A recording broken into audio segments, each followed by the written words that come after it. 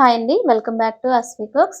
ఈరోజు సంక్రాంతికి స్పెషల్గా ఎటువంటి పప్పులను వాడకుండా కేవలం బియ్యం పిండితో క్రిస్పీగా కారం కారంగా గుల్లగా మంచి రుచితో ఎన్ని తిన్నా బోర్ కొట్టని జంతికలను చేసి చూపించబోతున్నానండి.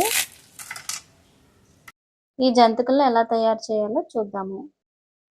ముందుగా మిక్సింగ్ బౌల్ తీసుకుని ఒక గ్లాస్ బియ్యం పిండిని వేసుకోండి. ఈ పిండిని మెత్తని జల్లెడతో జల్లించుకోవాలి.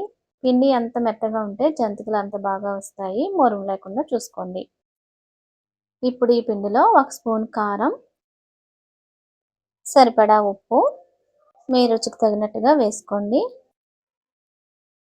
1 స్పూన్కి కొంచెం తక్కువగా వామును వేసుకోండి. 1 టీ స్పూన్ నువ్వులు, 2 స్పూన్ల నెయ్యిని వేసుకోండి. నెయ్యిని వేసుకోవడం వల్ల జంతికలు గుల్లగా వస్తాయి. ఇప్పుడు ఈ పిండి అంతా కలిసేటట్లుగా ఒకసారి కలుపుకోండి. ఇలా కలుపుకున్న పిండిలో మరిగించిన నీళ్ళని వేసుకుని కలుపుకోవాలండి. నీళ్ళన్నీ ఒకేసారి వేయకుండా కొంచెం కొంచెంగా చూసుకుని వేసుకోవాలి. ఈ పిండి అంతా కలిపిన తర్వాత మూత పెట్టి పక్కన పెట్టండి. వేడికి పిండి కొంచెం మగ్గుతుంది. ఈలోపు మనకు కావాల్సిన రేకుని జంతికల గట్టులో పెట్టుకుని వేగించుకోవాలి. ఇప్పుడు దీనికి ఆయిల్ అప్లై చేసుకోవాలండి. ఇలా ఆయిల్ అప్లై చేసుకోవడం వల్ల పిండి అంటుకోకుండా జంతికలు చక్కగా వస్తాయి. ఇప్పుడు మనం కలుపుకున్న పిండిలో కొంచెం పిండిని తీసుకుని మరి కొంచెం నీళ్ళని వేసి కలుపుకోవాలండి. ఇలా నీళ్ళని వేసి కలుపుకోవటం వల్ల మిగతా పిండి అంతా ఆరిపోకుండా ఉంటుంది. మిగతా పిండి పైన మూత పెట్టేసుకోవాలి. పిండిని ఈ విధంగా కలుపుకోవాలండి.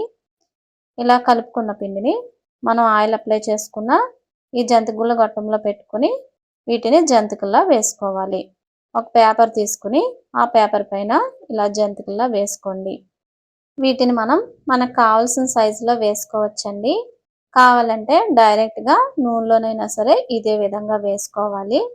ముందుగానే డీప్ ఫ్రైకి సరిపడా ఆయిల్ని స్టవ్ పై పెట్టుకోవాలండి. ఇలా జంతికలు వేసుకున్న తర్వాత జంతికల్ని ఒక్కొక్కటిగా తీసుకుని ఈ కాగే నూనెలో వేసుకోవాలి.